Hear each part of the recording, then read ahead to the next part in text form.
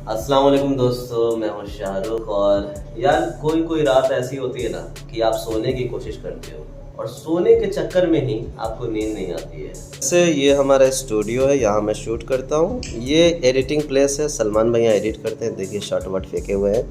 ये हमारा सोने का प्लेस है। तो जब एडिटिंग वगैरह हो जाती है तो यहाँ बिछा लेते हैं कालीन को और यहीं सो जाते हैं। सबके बीच दोस्तों हमारा मन किया कि यार सुबह के भी 5 से ज़्यादा बज चुके हैं तो थोड़ा दिल्ली का बाहर का नज़ारा ले लेते हैं। वैसे सेब खा रहा हूँ। सुबह सुबह एनर्जी की काफ़ी ज़्यादा ज़रूरत होती है, तो थोड़ा सा सोच रहा हूँ दूर तक टहला हूँ तो पेट में कुछ रहना चाहिए ना, वरना भूखे पेट तो भाई कुत्तों वाली हालत हो जाएगी टहलने की।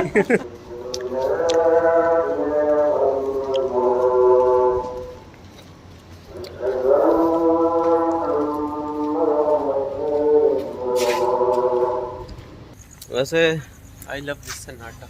मतलब सुबह कितना शांत माहौल है ना, और कुत्ते भी घूम रहे हैं। भाई सोते नहीं है क्या लोग?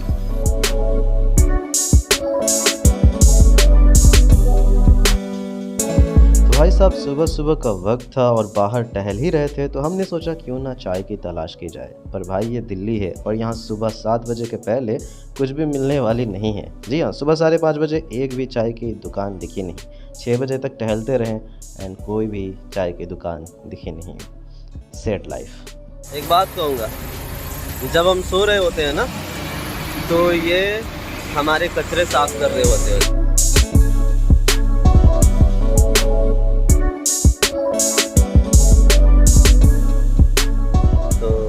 सलमान भाई कैसा लग रहा सुबह सुबह का वक्त? मज़ा आ रहा है, लेकिन हाँ ये मज़ा डबल हो जाता अगर हम लोग रात में सो के इतना सवेरे उठ के आए होते तो। करते हैं ना, ये भी करते हैं। और एक दिन हमें यूलू राइड के लिए भी जाना है सवेरे सवेरे। हाँ सवेरे एक्शन कैमरा के साथ। या यूलू राइड करने का है, स्मार्ट बाइक चलाने का है, वो सब भी करने का है। सब होगा व्लॉग में सब।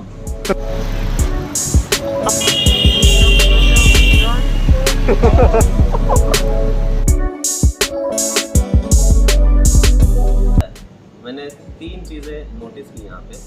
सबसे पहले जानवरों में कुछ कुत्ते जाग रहे थे, कुछ कुत्ते टहल रहे थे। मतलब कुछ कुत्तों को तो मतलब ही नहीं था भाई, बस उन्हें टहलना था, जिधर टहल दो। एंड कुछ कुत्ते तो ऐसे सोए हुए थे उन्हें कुछ मतलब नहीं, कोई भी गुजर जाए पास से, तो कुत्ते थे। दूसरी चीज़ मुर्गियाँ सोती नहीं क्या भाई वो लोग। तीसरी चीज़ मैंने क्या नोटिस की, केले। भाई यहाँ पे ना बहुत सारे केले सुबह सुबह जो उतारे जाते हैं रास्ते एंड ऐसे रास्ते में पड़े रहते हैं। मतलब अगर सुबह में कोई आ जाए 1-2 केला तोड़ ले तो भी कोई फर्क नहीं पड़ने वाला, बट ऐसा मत करना। एंड एक बंदे ने तो अपने ठेले पे ना वो केला भी रखा हुआ था और साथ ही साथ पेटीएम वाला भी उन्होंने छोड़ दिया था कि भाई देखना अगर तुम केला लेना अपने से तो वो पे कर देना उसको ऑनलाइन। तो ये काफ़ी सही चीज़ था। तो अगर आप ऐसा कुछ करते हो तो पैसे छोड़ दो या फिर नहीं कर दो। हाँ एक और चीज़ मैंने नोटिस की, सारे दुकानों में सिर्फ और सिर्फ बेकरी था जो कि इतना सुबह खुला हुआ था, सिर्फ और सिर्फ बेकरी। सो ये काफ़ी अच्छी बात है। और एक अंकल थे बूढ़े जो कि वो जूस बेच रहे थे अपने ठेले पे। सुबह सुबह यार जूस कौन पीता है 5:30 बजे? वैसे सवाल 7 करोड़ का, क्या आपको चाय मिली? चाय तो नहीं मिली।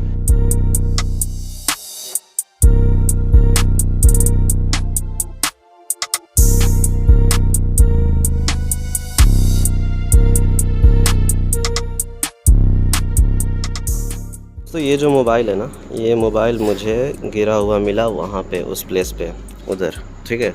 तो इसे हमने उठा के रख लिया है, इसे ऑनर तक पहुँचाएंगे। हमने फर्स्ट नंबर इसमें डायल करने की कोशिश की बट उन्होंने उठाया नहीं कॉल। तो आई थिंक अभी सुबह सुबह का टाइम हो रहा है तो आई थिंक कि अभी वो उठा नहीं रहे। सो जब हम लोग सो के उठेंगे तब हम लोग फिर से दोबारा ट्राई करेंगे एंड उनको उनका मोबाइल जो है पहुँचा देंगे। सो लोग गिरा देते हैं कैसे मोबाइल पता नहीं। एक्चुअली गाइज मेरा पहले ये सोच था कि भाई सनराइज़ तक जगूंगा, लेकिन अभी तक सनराइज़ हुआ नहीं है दिल्ली में। मतलब भाई यहाँ सूरज भी बहुत देर से उठता है, सो जाते हैं, नींद भी ज़रूरी है। एंड सनराइज़ फिर कभी और देख लेंगे। क्या सनराइज़ के लिए क्या कोई अच्छा प्लान बनाया जाएगा, कुछ अच्छा काम उठ के जाएंगे कहीं और जाएंगे सनराइज़ के लिए, पहाड़ों के ऊपर। वैसे दिल्ली में पहाड़ है क्या? ट्राई करते हैं, मिल जाएगा। अभी दोस्तों सुबह के 10 बज चुके हैं। एक्चुअली उठने में काफ़ी देर हो गया क्योंकि देर से सोए थे। बट हाँ एक अच्छी खबर है, जिनका फ़ोन गुम हुआ है उनका कॉल आया था क्योंकि मैंने सुबह में कॉल किया था। So going to return. So बहुत लंबी कहानी है। हुआ कुछ यूँ सलमान भाई कि जो सुबह सुबह हमें फ़ोन मिला था, वो फ़ोन पहुंचाने के लिए मैं गया, मतलब कॉल आया था उस पर सुबह सुबह 9:30 बजे कि मैं यहाँ पे हूँ, आप आ जाइए। मैंने कहा कि आपका फ़ोन गिरा हुआ है, तो आंटी ने कहा कि जी हाँ, मेरे हस्बैंड का फ़ोन गिरा हुआ है। ठीक है, पहुँचा देता हूँ। कहाँ पे? तो बोली यहाँ पे आ जाइए। मैं चला गया पहुँचाने के लिए। फ़ोन पहुँचाने गया तो मस्जिद के पास वो आंटी खड़ी थी, तो उनको मैंने फ़ोन दिया, ये आपका फ़ोन। तो वो बताने लगी, एंड वहाँ पे कुछ और लोग भी खड़े थे, कुछ और लोग मतलब 5-6 लोग खड़े थे, जिसमें से 2 पुलिस वाले भी थे। एंड वो बताने लगी कि एक्चुअली क्या हुआ है ना, कि मेरे हस्बैंड शराब पी के नशे की हालत में रात को 9 बजे अपने 7 साल की बच्ची को, ठीक है, वो बच्ची थोड़ी सी शायद दिमाग से भी कमज़ोर, आई डोंट नो, मुझे ऐसा फील हुआ। एंड तो उसको लेकर के गए थे रात में 9 बजे, एंड वो घर आए हैं वापस, लेकिन मोबाइल और बच्ची को लेकर नहीं आए। अब वो बच्ची कहाँ गई, कहाँ भटक रही नहीं पता, रात से ढूंढा जा रहा है उसको, बच्ची को भी ढूंढा जा रहा है, फ़ोन को भी ढूंढा जा रहा है। तो फ़ोन तो माशाल्लाह हमें मिल गया था, तो मैंने पहुंचा दिया। पुलिस वाले ने मुझसे पूछा भाई कि आप फ़ोन, तो मैं बताया फ़ोन ला के दिया। बोला ठीक है। आंटी बोलने लगी मुझसे कि थोड़ा देखिए, ढूंढिएगा।